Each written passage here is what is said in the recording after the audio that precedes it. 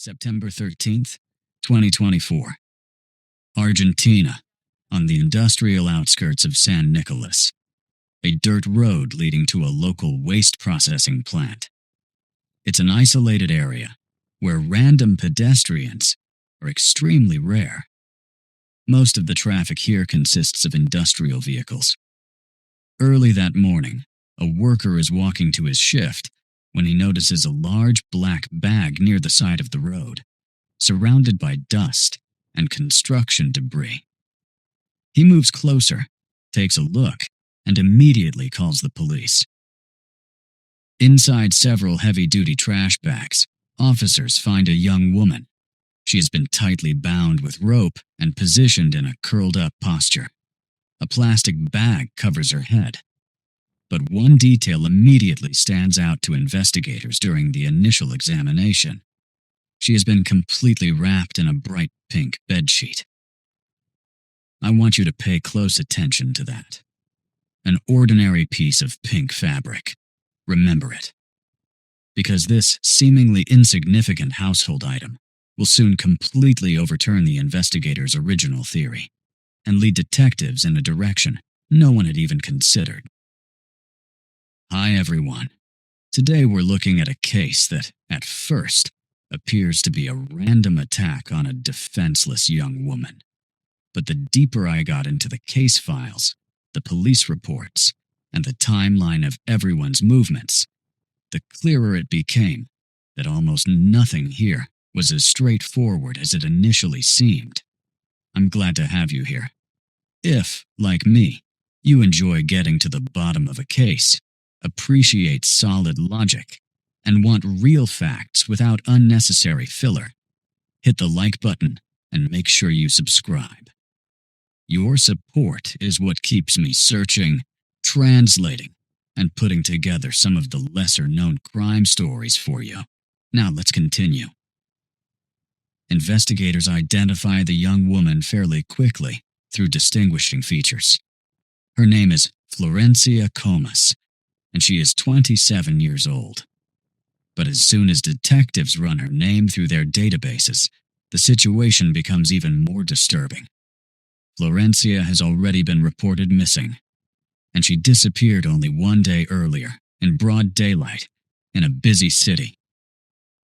So let's go back exactly 24 hours and see what happened before that strange discovery near the plant.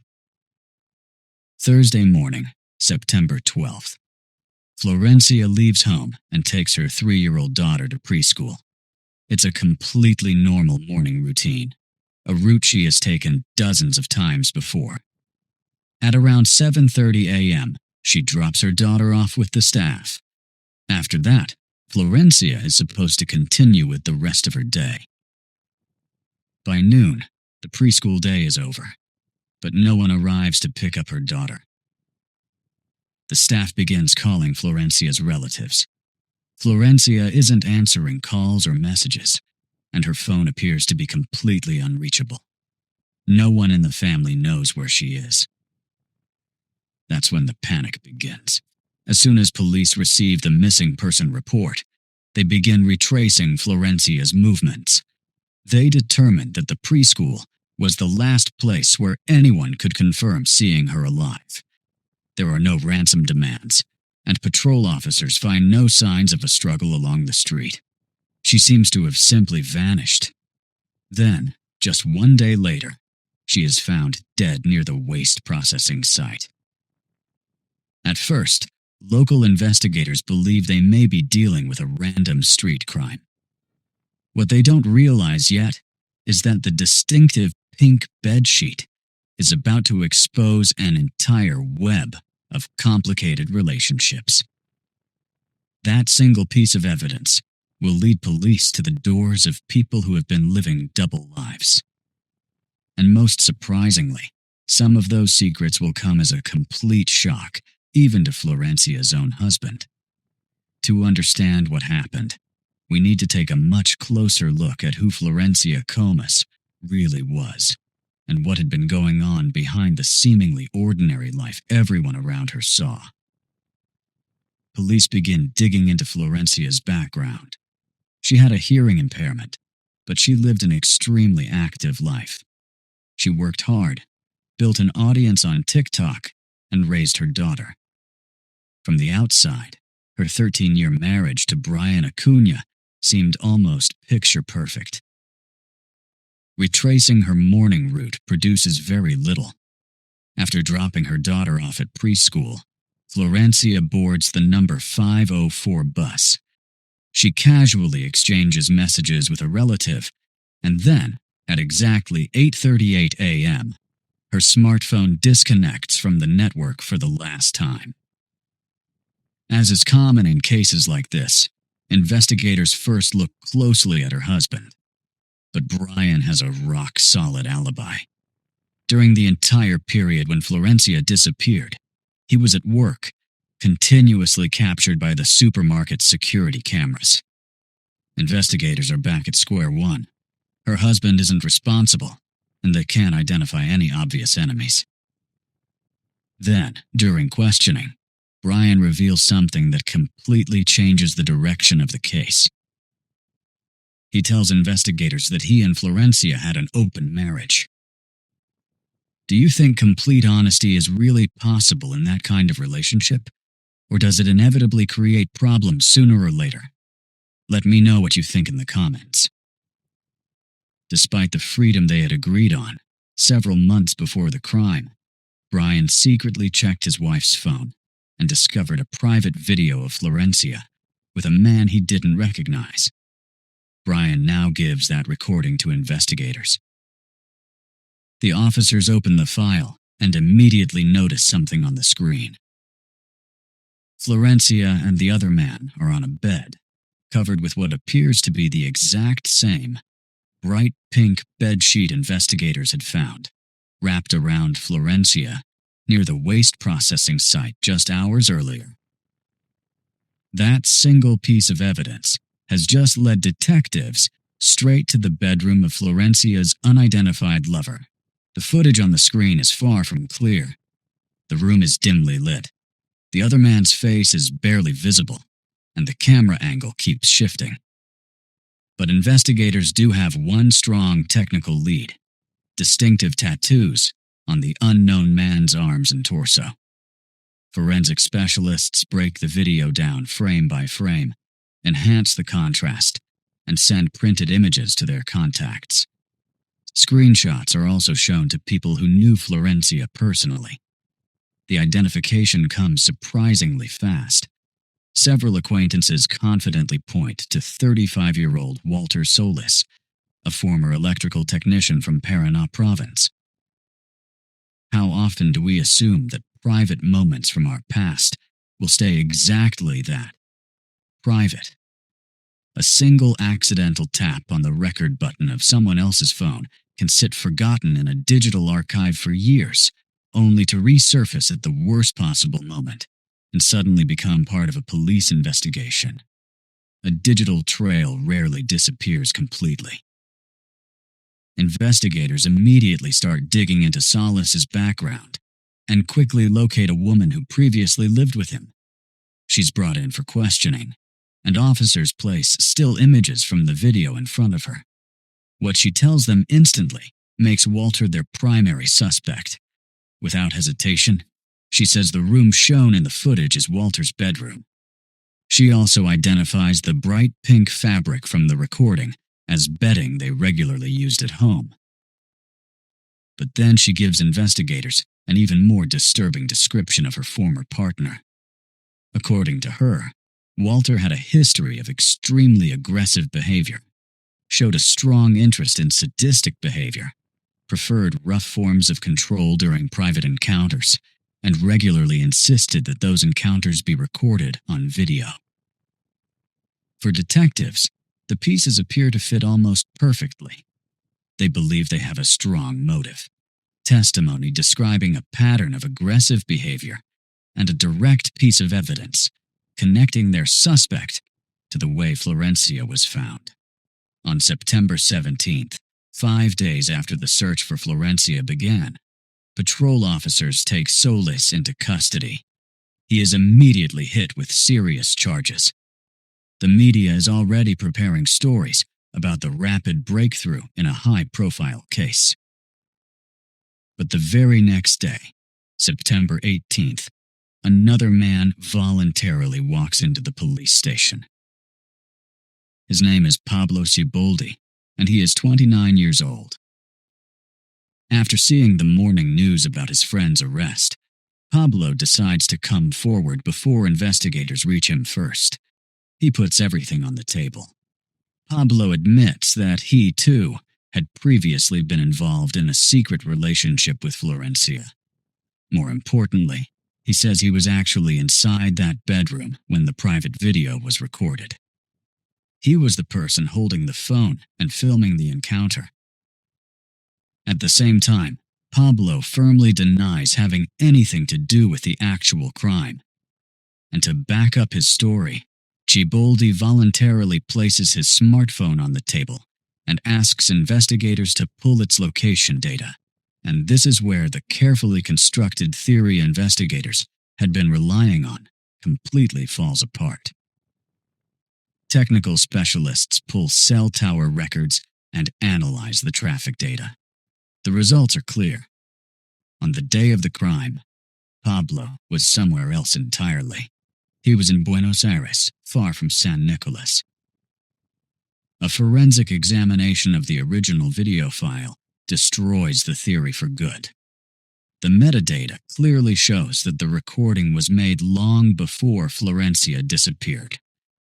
The similarity between the fabric seen in the video and the material found near the waste processing site turns out to be nothing more than an incredible coincidence.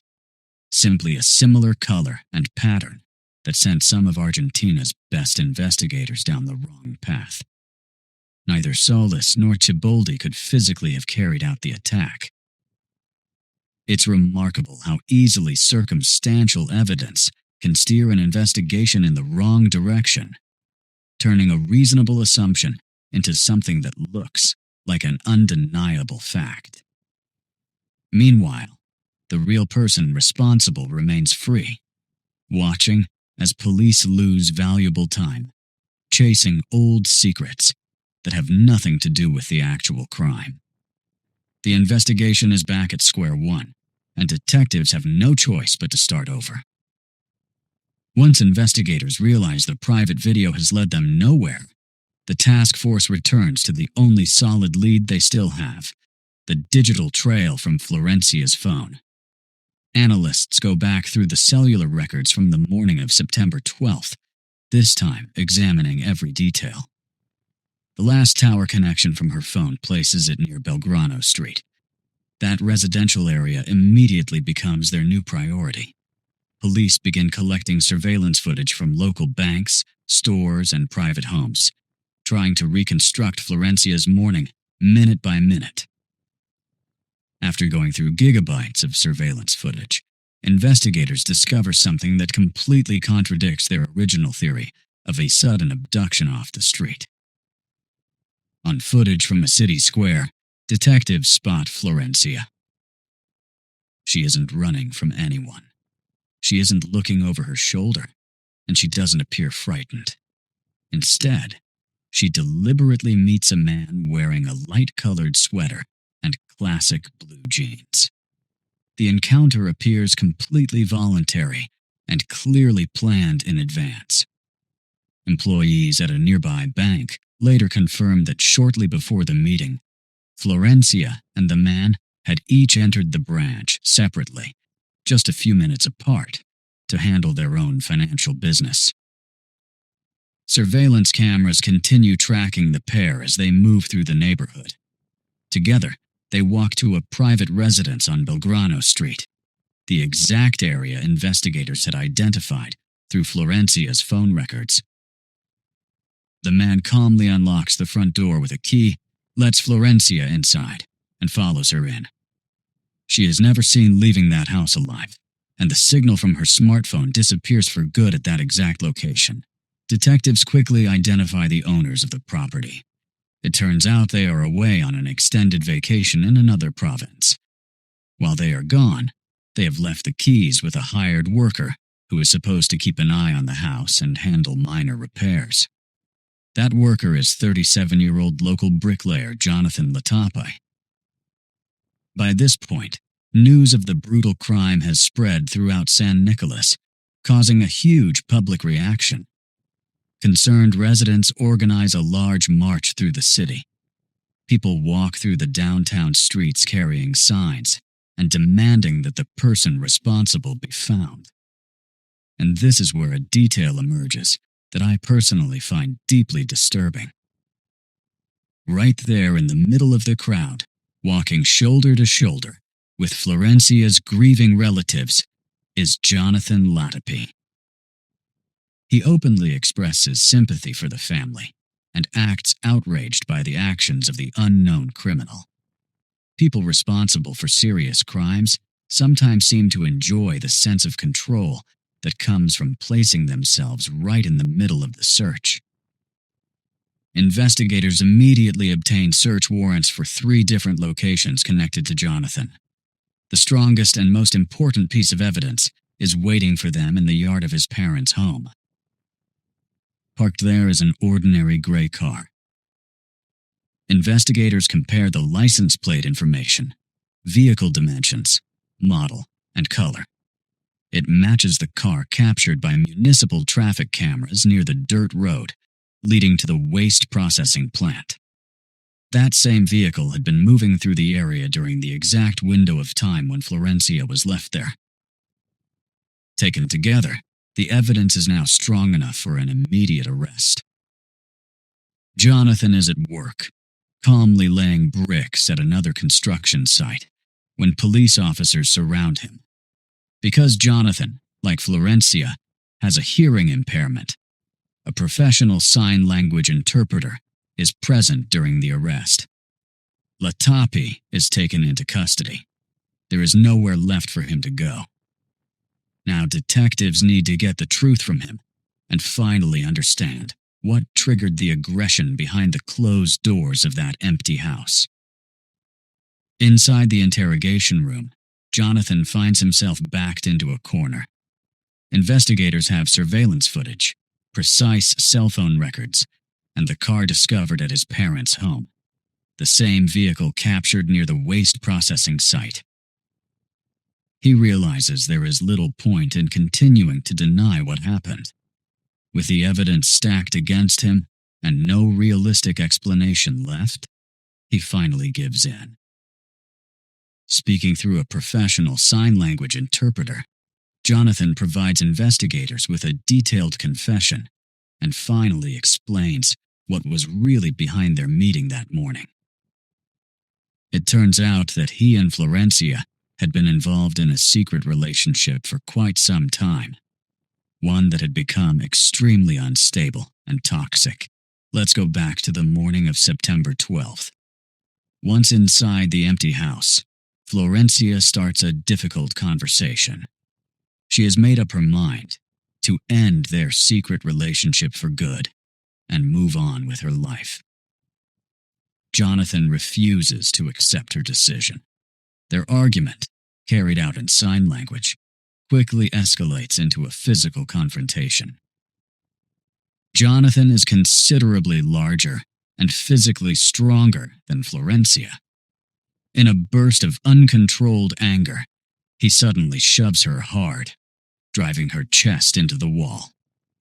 One thing that always stands out to me when going through criminal case files is just how quickly the line between a heated argument and extreme aggression can disappear, leaving the other person with almost no chance to get away. Later, forensic specialists document extensive dark bruising on Florencia's body. Those injuries, sustained while she was still alive, match Jonathan's account of the force and angle of that impact. But the aggression doesn't end there. The forensic examination reveals another deeply disturbing detail that makes the circumstances of the crime even worse. Before Florencia's death, she was subjected to an aggressive, intimate assault. Immediately afterward, Jonathan uses physical force to completely overpower her, blocking her ability to breathe by tightly covering her nose and mouth. she has no real opportunity to call for help, make herself heard, or break free. Doctors officially determined the cause of death to be mechanical asphyxia. This is also where the pink fabric finally makes sense. Investigators are never able to establish exactly where it came from inside the vacant house, but Jonathan uses the first colored bedsheet he can find to tightly wrap Florencia. The similarity in color and texture between that fabric and the bedding seen in the old private video turns out to be nothing more than a bizarre and completely unpredictable coincidence, one that cost investigators valuable days. He binds Florencia with rope, places a plastic bag over her head, and then conceals everything inside heavy-duty trash bags. What Jonathan does next shows almost no sign of panic, shock, or remorse.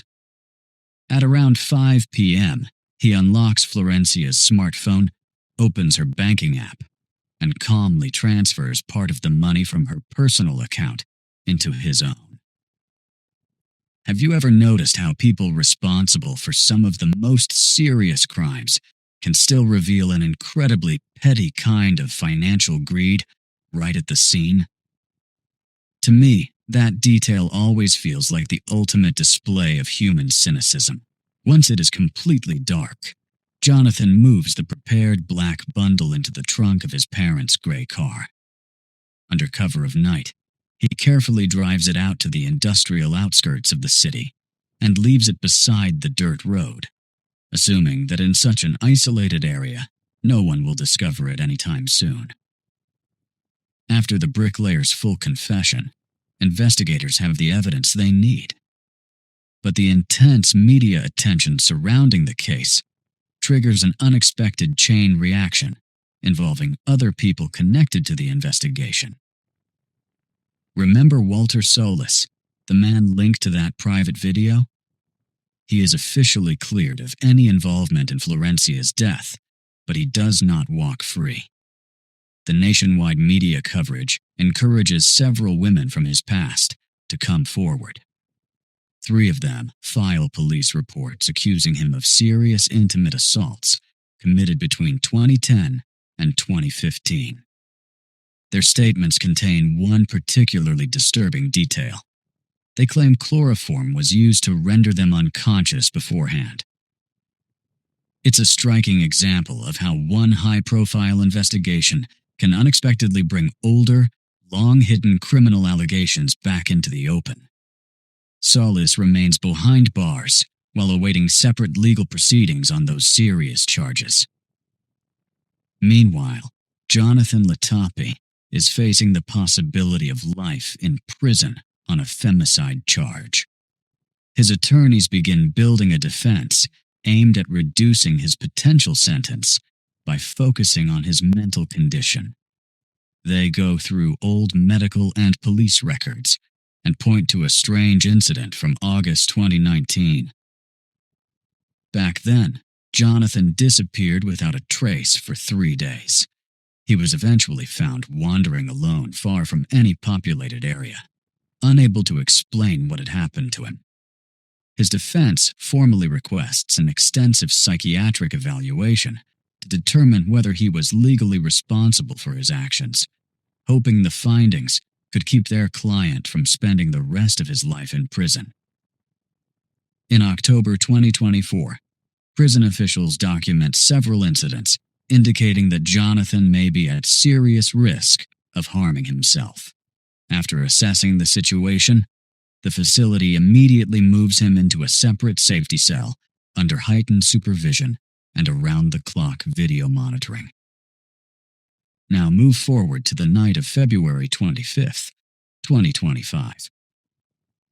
During a routine overnight check, correctional officers look into Jonathan's cell and find him unresponsive. Evidence at the scene indicates that he had taken steps to end his own life, using elastic tension cords attached to his bed. The prison medical team arrives, but there is nothing they can do. At 5:10 that morning, a doctor officially confirms that Jonathan's heart has stopped.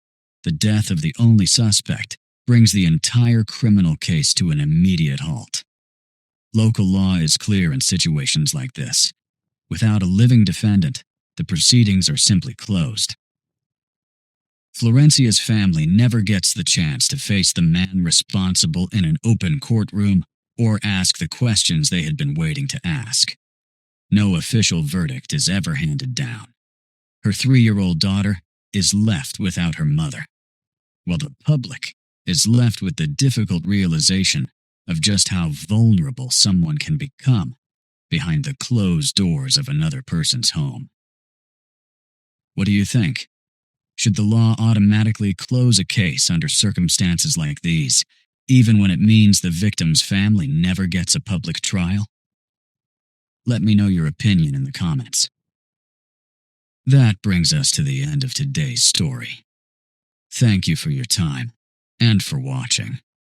I'll see you in the next one.